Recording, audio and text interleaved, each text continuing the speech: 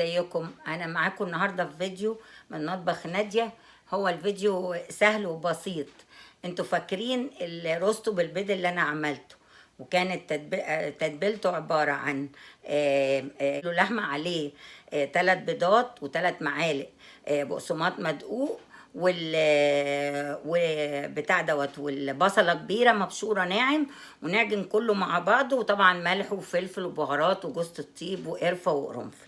النهارده انا نفس العجينه دي كانت فضل منها شويه، فانا هعمل حاجه حلوه قوي هتعجبكم وبسيطه وسهله جدا. خليكم معايا وتشوفوا هنعمل ايه.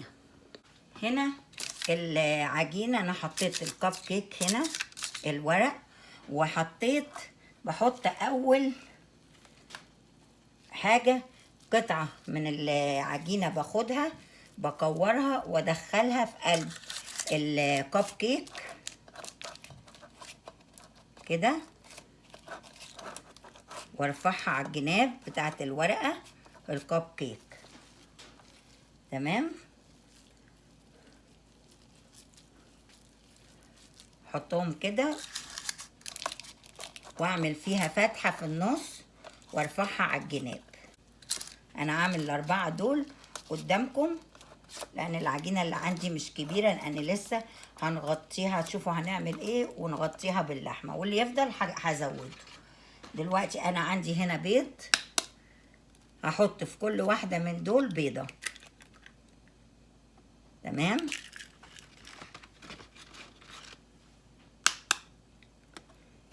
اضغط قوي لتحت وارفع علشان ايه تبقى ايه تساع البيضه. تمام،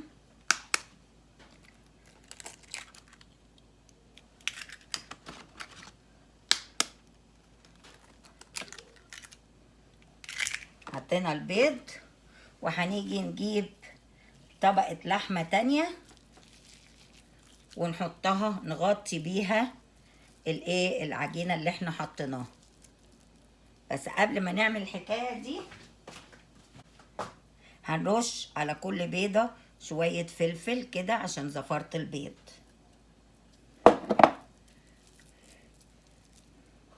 ونغطيها كده.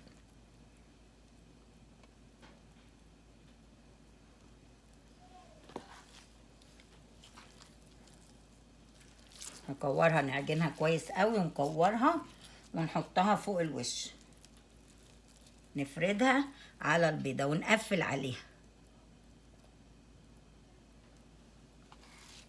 مش مشكلة، شوية من بياض البيض هيطلع، مفيش مشاكل يعني.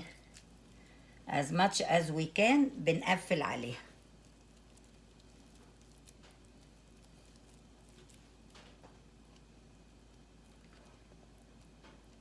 اوكي،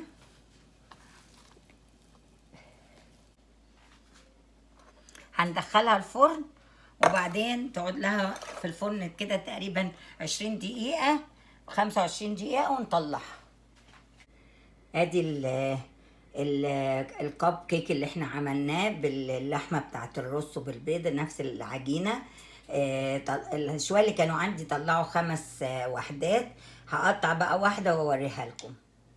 ادي الواحدة اللي انا طلعتها الكب كيك، اديني فتحتها قدامكم، كانت شكلها في منتهى الجمال، والبيضة النية اللي انا حطيتها فيها استوت من جوه، خدت سوى اللحمة وشكلها جميل جدا. وكده نبقى نعرف بنفس عجينة البيض الاسكتلندي ممكن نعمل كب كيك، ممكن نعمل روستو بالبيض، ممكن نعمل بيض الاسكتلندي وحدات بس البيض مسلوق.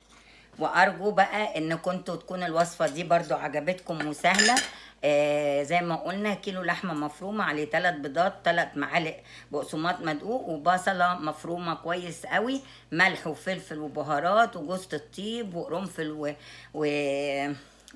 وقرفه رشه خفيفه، وده اللي كان فاضل من اللحمه، واتعملناه بالطريقه دي. اهي اكله صنف جديد، تغيير بالنسبه للبيت بدل ما يبقى كله حاجه واحده.